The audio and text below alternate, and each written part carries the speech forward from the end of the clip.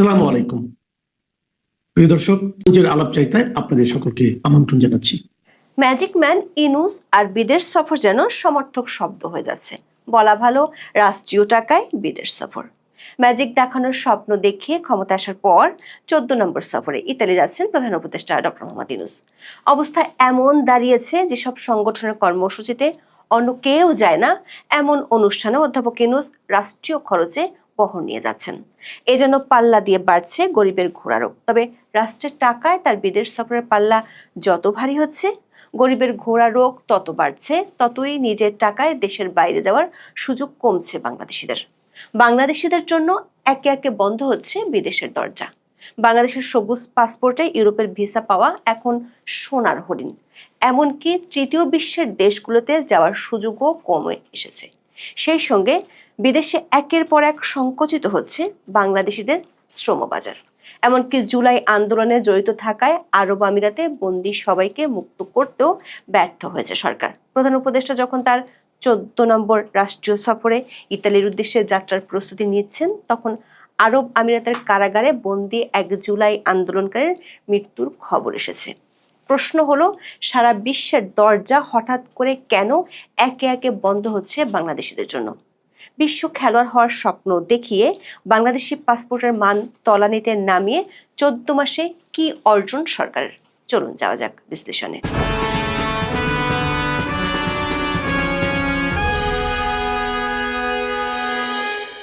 Record বলছে গড়ে প্রতি মাসে অধ্যাপক ইউনূস একবার করে দেশের বাইরে যাচ্ছেন। সে হিসেবে 14 মাস পূরণ হয়ে গেলেও সফর হয়েছিল 13টি। তবে 14 নম্বর সফরটি ঠিক করতে সময় নিয়েছেন মাত্র একদিন। ক্ষমতায় আসার ঠিক 14 মাস পূর্তির 3 দিন পরেই নিজের 14 নম্বর রাষ্ট্রীয় সফরে ইতালি যাচ্ছেন মোহাম্মদ ইউনূস। বরাবরের মতোই তার প্রেস টিম এই সফরের ঘোষণাও দিয়েছে বেশ ঘটা করে। বলা হচ্ছে তিনি রোমে ওয়ার্ল্ড ফুড ফোরামের ফ্ল্যাগশিপ ইভেন্টে যোগ দেবেন। প্রধান উপদেষ্টার প্রেস সচিব শফিকুল আলম 8 অক্টোবর সাংবাদিকদের জানান, রোমে ওয়ার্ল্ড ফুড ফোরামের গ্লোবাল মিটিং হবে। ডক্টর ইউনূস সেখানে আমন্ত্রিত অতিথি হিসেবে যোগ দেবেন এবং বক্তব্য দেবেন।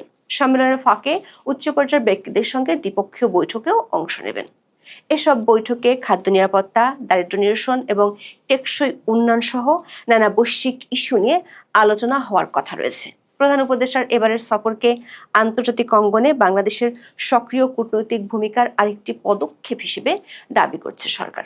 দর্শক, অন্তর্বর্তী সরকার প্রেস টিম ওয়ার্ল্ড ফুড ফোরামের ফ্ল্যাগশিপ ইভেন্টকে বিশাল এক আয়োজন হিসেবে দাবি করেছে, কিন্তু আমাদের অনুসন্ধানে আমরা এই দাবির পক্ষে সত্যতা খুঁজে পাইনি।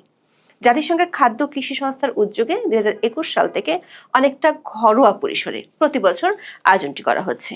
worldfoodforum.org ওয়েবসাইট ঘুরেও আমরা একই তথ্য পেয়েছি। এতে বলা হয়েছে, ওয়ার্ল্ড ফুড ফোরামের ফ্ল্যাগশিপ ইভেন্ট একটি বৈশ্বিক প্ল্যাটফর্ম।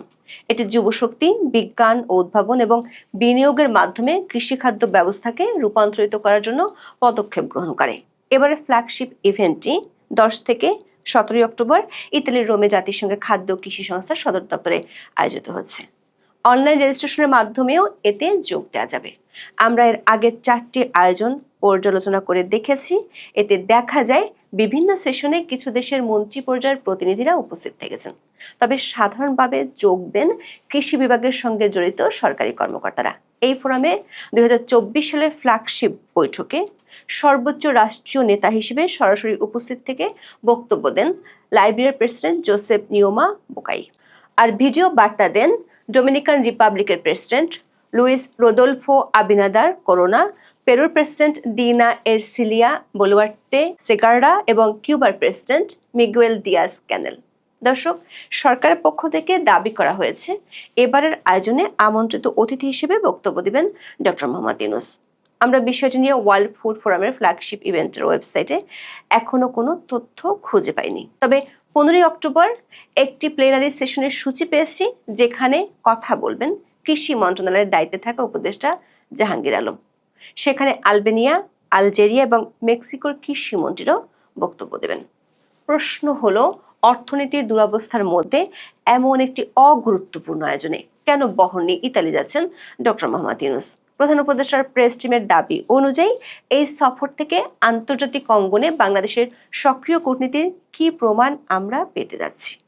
বিগত 13টি সফরের প্রতিটিতে দাবি করা হয়েছিল ওইসব সফরের পর বাংলাদেশে বিদেশি বিনিয়োগের বন্যায় ভেসে যাবে, কিন্তু গণমাধ্যমগুলোর খবরে বলা হয়েছে বিনিয়োগের আশার ফানুস আকাশে ওড়ার আগেই ফুটুস হয়ে অশ্বডিম্ব প্রসব করেছে। সরকারের পক্ষ থেকে যখন আন্তর্জাতিক অঙ্গনে ডক্টর ইউনূসের বিশাল কূটনৈতিক দক্ষতার দাবি করা হচ্ছে, ঠিক তখনই সংযুক্ত আরব আমিরাতের কারাগারে বাংলাদেশি বন্দীর মৃত্যুর খবর পাওয়া যাচ্ছে। প্রাণ হারানো আব্দুল হামিদ গত বছরের জুলাইয়ে আওয়ামী লীগ সরকার বিরোধী বিক্ষোভের দায়ে গ্রেপ্তার হন। এরপর অসুস্থ অবস্থায় কারাগারে 8 অক্টোবর তিনি মারা যান বলে জানান এনসিপির আন্তর্জাতিক সেলের সহ সম্পাদক আলাউদ্দিন মোহাম্মদ। তার তথ্যের ভিত্তিতে প্রতিবেদন এসেছে সংবাদ মাধ্যমে। জুলাই আন্দোলনের সময় সংযুক্ত আরব আমিরাতে প্রবাসী বাংলাদেশিদের একটি অংশ সংহতি জানায়। সে সময় আটক হন বেশ কয়েকজন বিক্ষোভকারী। পরে আবুধাবি ফেডারেল আদালত 57 জনকে 11 বছর থেকে শুরু করে যাবজ্জীবন পর্যন্ত কারাদণ্ড দেয়। এর বাইরেও আটক ছিলেন বেশ কয়েকজন। ক্ষমতায় এসে আরব আমিরাতে বন্দী জুলাই যোদ্ধাদের মুক্ত করতে দৌড়ঝাঁপ শুরু করে অন্তর্বর্তী সরকার। সে সময় দাবি করা হয়েছিল ইউনূস ম্যাজিকে সবাইকে ছেড়ে দিয়েছে আমিরাত সরকার। তবে পরে জানা যায় 26 জন ছাড়া পাননি কারাগার থেকে। তাদেরই একজন আব্দুল হামিদ কারাবন্দী অবস্থায় মারা গেছেন। এই মৃত্যুকে অন্তর্বর্তী সরকারের বড় ধরনের কূটনৈতিক ব্যর্থতা বলে অভিযোগ করেছে সরকারের মিত্র কিংস পার্টি এনসিপি।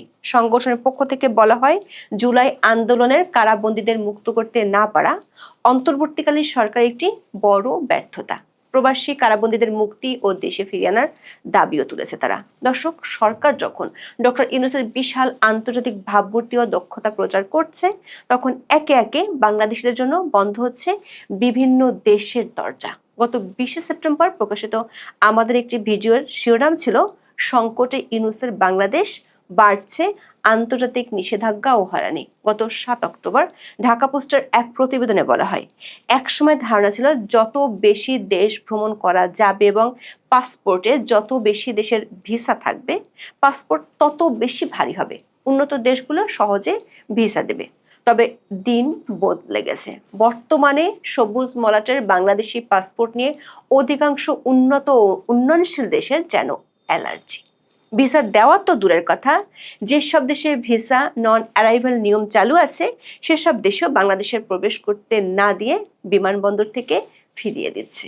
রিপোর্টটিতে বলা হয়েছে, দক্ষিণ পূর্ব এশিয়ার দেশ থাইল্যান্ড, মালয়েশিয়া, সিঙ্গাপুরের মতো জনপ্রিয় গন্তব্য বাংলাদেশের নাগরিকদের জন্য ভিসা পাওয়া কঠিন হচ্ছে। এসব দেশের ভিসা প্রক্রিয়াকরণের সময় দীর্ঘ হচ্ছে, প্রত্যাখ্যানের হার বাড়ছে এবং পুরনো সুবিধাগুলো সীমিত করা হচ্ছে। দীর্ঘ যাচাই বাছাই শেষে ভিসা পেলেও অনেক বাংলাদেশি পাসপোর্টধারীকে ইমিগ্রেশনের নানা কারণে অফলোড করে দেশে ফেরত পাঠানো হচ্ছে। বাংলাদেশি পাসপোর্টের গুরুত্ব তলানিতে নেমে যাওয়ার কথাও বলা হয় প্রতিবেদনে, যেমনটা আমরা গত 20 সেপ্টেম্বরের প্রতিবেদনে বলেছিলাম। ঢাকা পোস্টের রিপোর্টটিতে বলা হয়, নেপাল, মালদ্বীপ, শ্রীলঙ্কার মতো পর্যটন নির্ভর দেশগুলো বাংলাদেশিদের বিমানবন্দর থেকে ফিরিয়ে দিচ্ছে। অথচ এসব দেশে নির্দিষ্ট শর্ত পূরণ সাপেক্ষে ভিসা অন অ্যারাইভাল সুবিধা চালু আছে, অর্থাৎ নির্দিষ্ট শর্ত পূরণ করে বিমানবন্দর থেকে মুহূর্তে ভিসা দেওয়ার কথা। একসময় বিনামূল্যে অন অ্যারাইভাল ভিসা দেয়া ইন্দোনেশিয়া এখন সহজে ভিসা দিচ্ছে না। ভিসার জন্য অনেক নথিপত্র ও ফি প্রয়োজন হচ্ছে।